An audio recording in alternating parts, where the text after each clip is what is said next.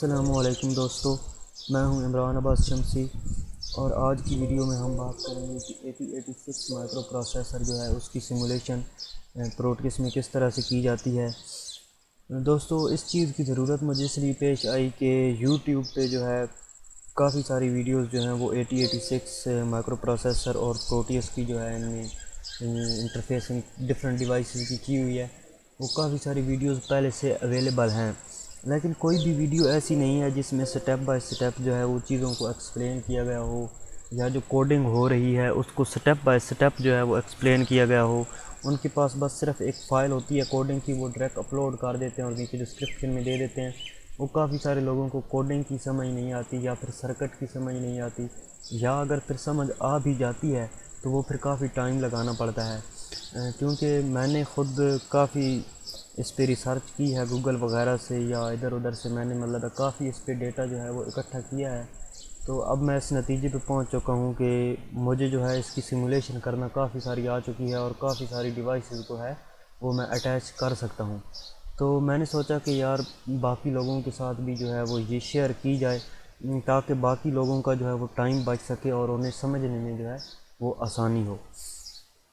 तो सिमुलेशन करने के लिए हमने जो सॉफ्टवेयर यूज़ करने हैं वो एक तो इमुलेटर सॉफ्टवेयर यूज़ करना है और एक प्रोटियस प्रोफेशनल सॉफ्टवेयर जो है प्रोटियस 8 या 8 पॉइंट का आगे कुछ भी वर्जन हो वो हमने यूज़ करना है।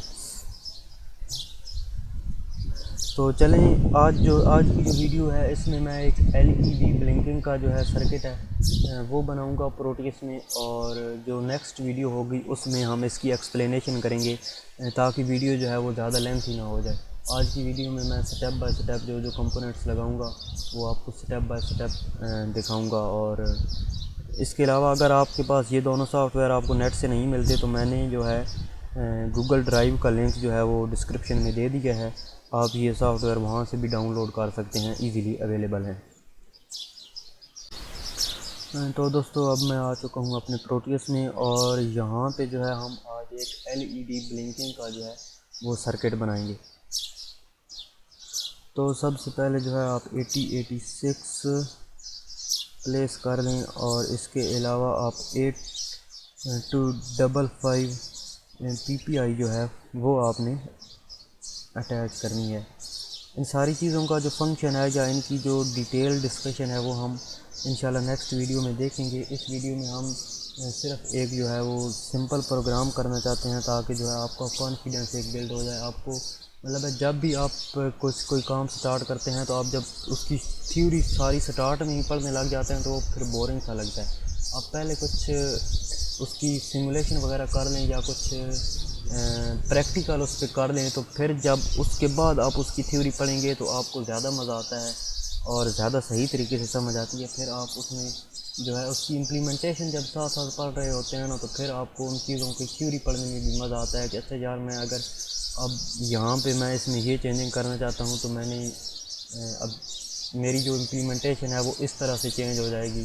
तो मतलब है कि वो चेंजिंग बंदा फिर अपने लिहाज से कर सकता है। इसके अलावा आपने यहाँ पे यूज़ करना है 74HC373 लैच, और आप यूज़ कर लें कोई भी एलईडी।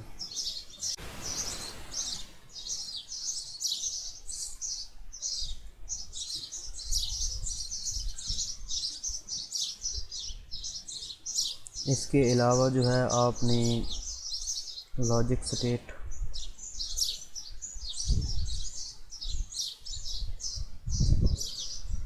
ये आपने यूज़ करना है। तो अभी हम बनाते हैं इसका सर्किट।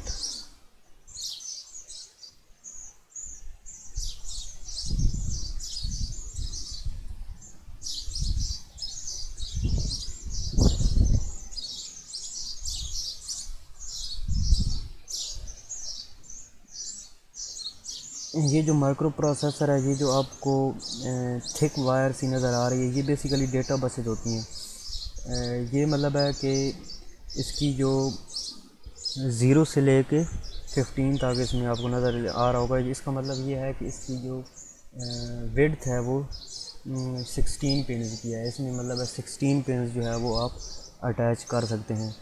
तो मैं जो है यहाँ से इस बस के ज़रिए से मैं इसको 8255 और इस लैच के साथ जो है अटैच करूँगा।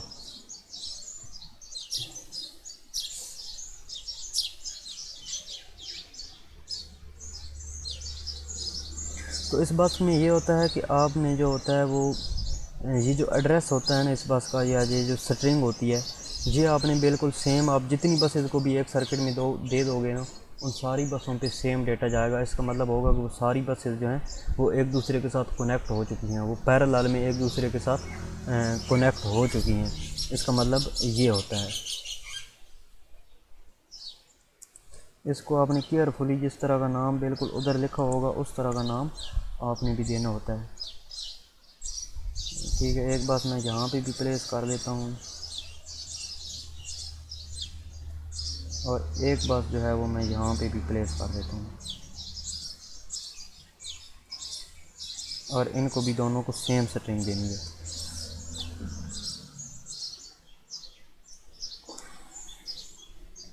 अभी आपने इन पेनों को इसके साथ कनेक्ट करना होता है।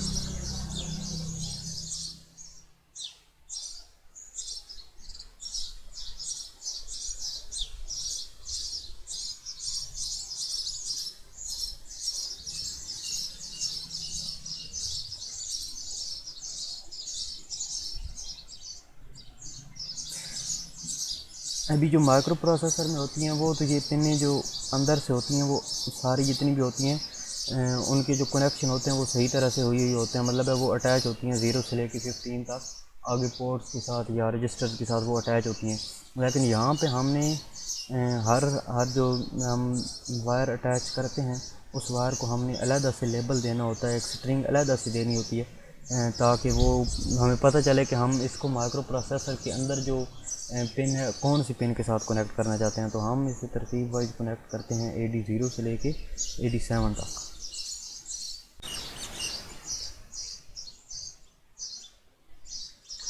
इसकी मैंने पिन जो हैं वो कनेक्ट कर ली हैं, इसी तरह आपने इसकी भी पिन जो हैं वो कनेक्ट कर लेनी है।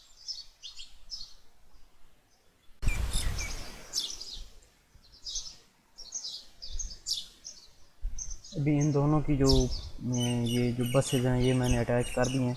इसके बाद अब आपने जो है वो माइक्रो प्रोसेसर का जो लैच इनेबल वाली जो पिन है इसको इस लैच इनेबल वाली पिन के साथ कनेक्ट कर देना है। और जो लैच की ये वाली पिन है ना OE और ऊपर बार है, ये पिन होती है आउटपुट इनेबल करने के लिए। तो इस आउटपुट इनेबल को ये चूँकि एक्टिव लो है तो मैं इसे ग्राउंड कर देता हूँ ताकि ये जो है मेरे पास एक्टिवेट हो जाए।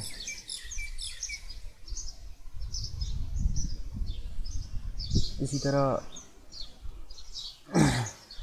इसकी भी जो पिन्स हैं रीड की, इसको आपने माइक्रो प्रोसेसर की रीड वाली पिन के साथ कनेक्ट करना होता है, और जो राइट वाली है उसको आपने राइट वाली के साथ कनेक्ट करना होता है। बाकी जो ये दो पिन्स हैं ना A0 और A1, ये इसको प्रोग्राम करती हैं कि आपने इन पोर्ट्स कौन सी पोर्ट्स आप सेलेक्ट कर रहे हैं।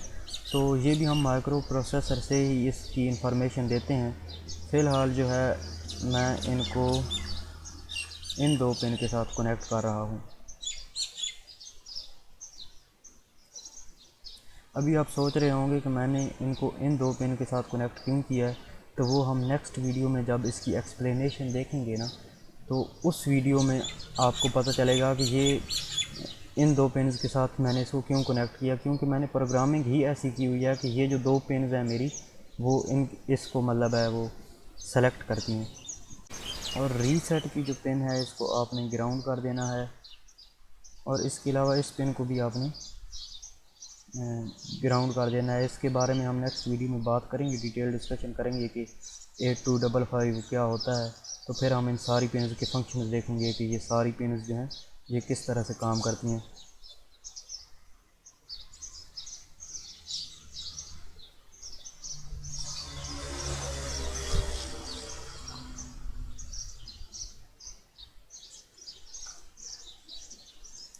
अभी जो माइक्रो प्रोसेसर की रेडी और मिनिमम मोड वाली पिन है ना, ये भी आपने हाई करनी होती हैं। रेडी वाली पिन तो हम इस वजह से हाई या लो रखते हैं क्योंकि जो रेडी वाली पिन होती है ये हमारी वेट स्टेट को डिक्लेयर करती है कि वेट स्टेट हमारी यूज़ हो रही हैं या नहीं हो रही।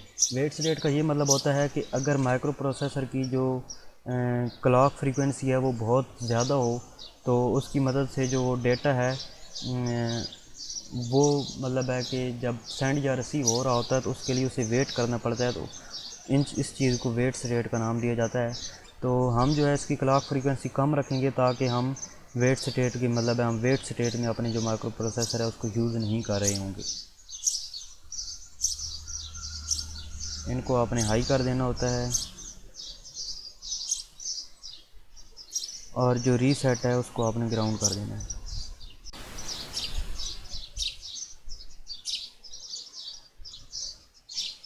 अभी आपने जो है इमुलेटर सॉफ्टवेयर को ओपन करना है और ये जो कोड है ये भी डिस्क्रिप्शन में दे दूंगा आपको, गूगल ड्राइव में डाल के इसका लिंक भी जो है वो भी मैं आपको प्रोवाइड कर दूंगा। इस कोड की एक्सप्लेनेशन जो है वो हम नेक्स्ट वीडियो में देखेंगे कि ये जो एक एक लाइन है इसका क्या मकसद है।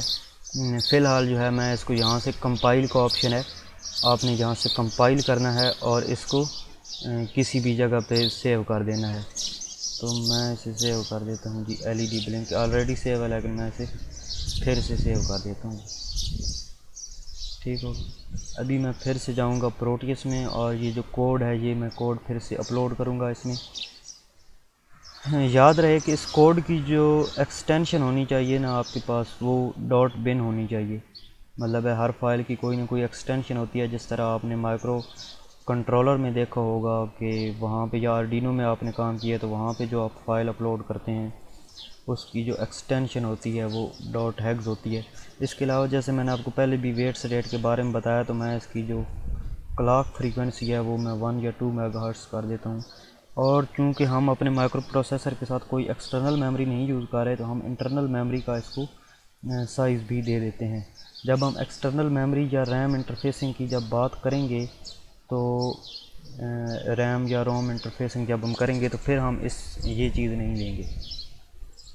तो अभी मैं इसको रन करता हूँ तो ये देखें मेरी जो LED है वो ब्लिंक हो रही है और इसमें डिले भी आ रहा है 1 सेकंड का। 1 सेकंड के डिले के साथ ये ब्लिंक हो रही है। क्योंकि 1 सेकंड का डिले मैंने इस वजह से दिया हुआ है क्योंकि अगर ये तेज़ी के साथ ब्लिंक करे तो फिर हमारे लिए वो जज करना थोड़ा मुश्किल होता है। तो ये जो हमारा प्रोग्राम है ये सक्सेसफुली वर्क कर रहा है। इंशाल्लाह नेक्स्ट वीडियो में हम इसकी एक्सप्लेनेशन देखेंगे। मैं आपको एक एक कंपोनेंट के बारे में या एक एक चीज़ के बारे में, इसकी जो 8255 की एक एक पिन है इसका क्या फ़ंक्शन है ये मैं आपको बताऊंगा और कोड की एक एक जो लाइन है उसके बारे में हम इसकी एक्सप्लेनेशन देंगे।